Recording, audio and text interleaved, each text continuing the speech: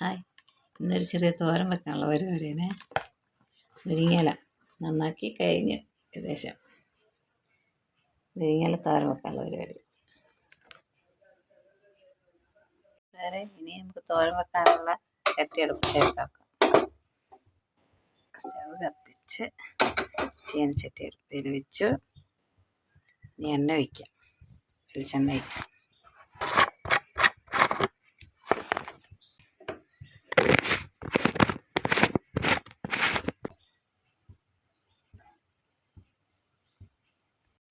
കടുക് കൂട്ടിയിട്ടാ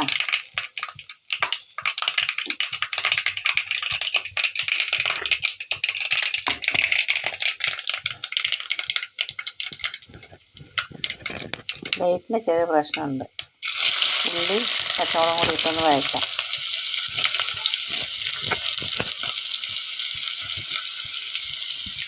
തേങ്ങയുണ്ട് അതിൻ്റെ കൂടെ വേണ്ട. ഇതിനകത്തേക്ക് നമുക്ക് കുറച്ച് മഞ്ഞൾപ്പൊടി ഇടാം.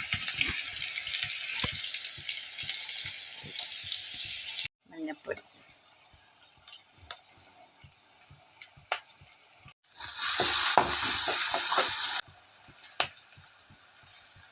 ഇനി ഇളക്കി കൊടുക്കാം.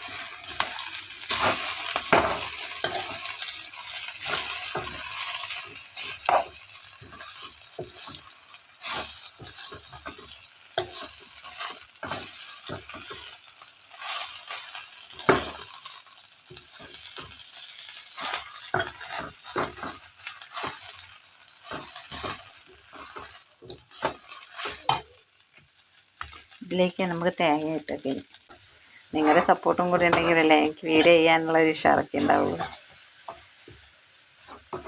വലിയ വലിയ കാര്യങ്ങളൊന്നുമില്ല, ചെറിയ ചെറിയ കാര്യങ്ങളൊക്കെ കാണിക്കാനും നിങ്ങളോട് പങ്കുവെക്കാനൊക്കെ തോന്നണമെങ്കിൽ നിങ്ങളും കൂടെ ഒരു അഭിപ്രായമൊക്കെ പറയണ്ട. ഇത് ചെയ്ത് ശരിയായില്ല, അല്ലെങ്കിൽ ഇത് ഇങ്ങനെയല്ല ചെയ്യേണ്ടത്, അങ്ങനെയൊക്കെ പറയുമ്പോൾ.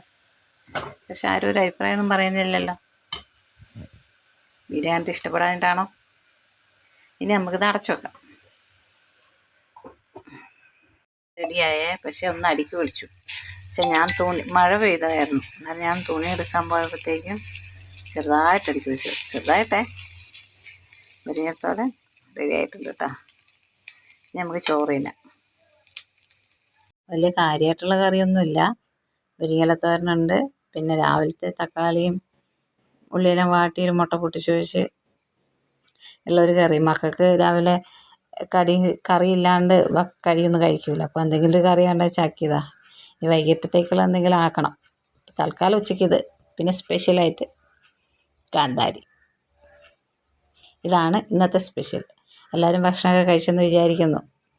സമയം 2 മണിയായി, അതുകൊണ്ടാണ്. എല്ലാം കൂടെ കൂട്ടി ഇളക്കി നമുക്കൊരു കഴിച്ചു നോക്കിയാലോ.